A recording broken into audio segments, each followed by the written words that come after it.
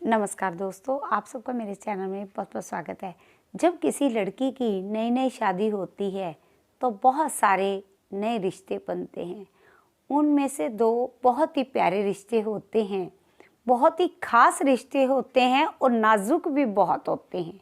और रिश्ते हैं जिस तरह से देवर भाभी का रिश्ता, ननद भाभी का रिश्ता। देखिए, जब शादी होती है, शादी के बाद आप बड़ी भाभी तो बन जाती हैं, लेकिन रिश्ते में ही बड़े होने से कुछ नहीं होता। आपको बड़े बनने के लिए बहुत सारी मेहनत करने की ज़रूरत है। आपको एक अच्छी भाभी बनने के लिए देवर और ननद के दिल में अपनी जगह बनाने के लिए आपको कभी भी उनकी चुगली या निंदा नहीं करनी चाहिए। जब आप उनकी चुगली या निंदा करती हैं ना, इससे आपके जो रिश्ते हैं उनके साथ खराब होने शुरू हो जाते हैं।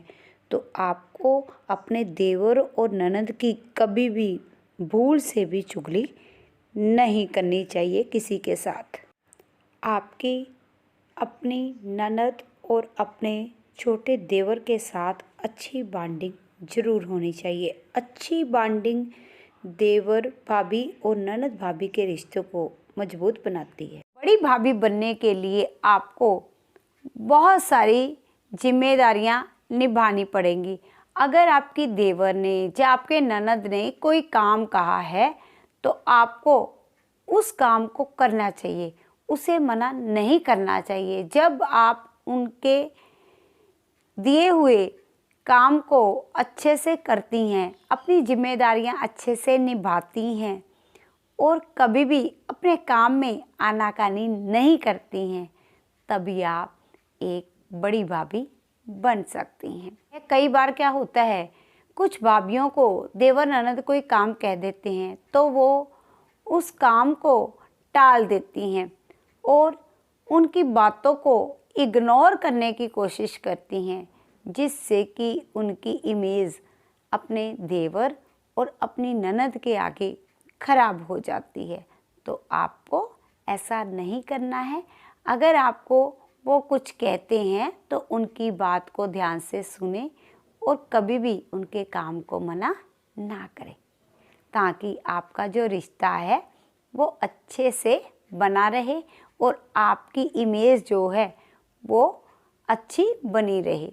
कई बार देवर या ननद उन्हें कोई काम कहते हैं, मान लो आपने कहीं जाना है तो वो आपको कुछ लाने के लिए कहते हैं कि मेरा ये सामान ले आना, तो आप उनको आगे से मना कर देती हैं कि मैं नहीं ला सकती हूँ, वहाँ नहीं जा पाऊँगी। ये बहुत गलत बात है, तो आपको ऐसा नहीं करना चाहिए।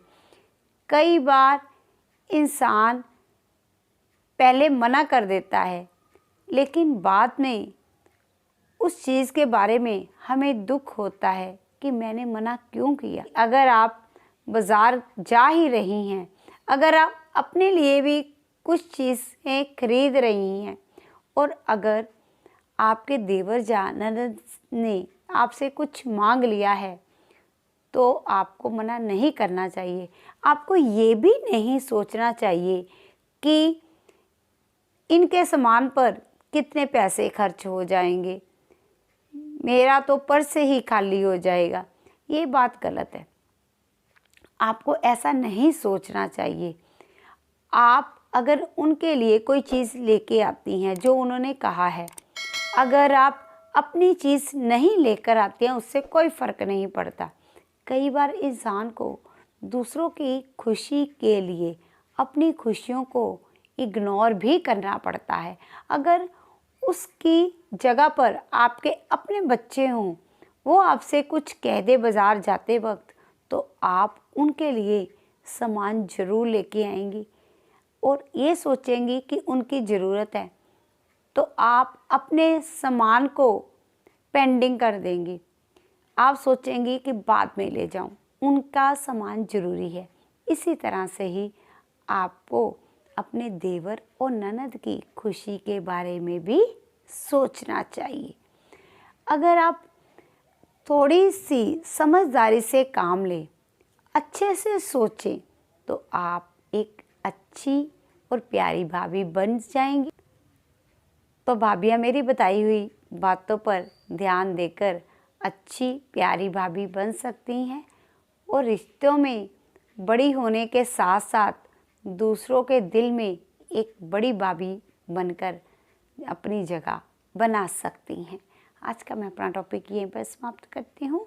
अगर आपको मेरा टॉपिक अच्छा लगा हो, आप इसे लाइक करिए, वीडियो को अपने फ्रेंड्स को शेयर करिए, चैनल को सब्सक्राइब करिए और नीचे बेल आइकॉन का बटन भी दबा दीजिएगा, ताकि जब भी मैं यूट्यूब पर वीडियो अपलोड करूँ सबसे पहले नोटिफिकेशन आपको आ जाए और आप मेरी वीडियो देख सकें। Thank you, take care.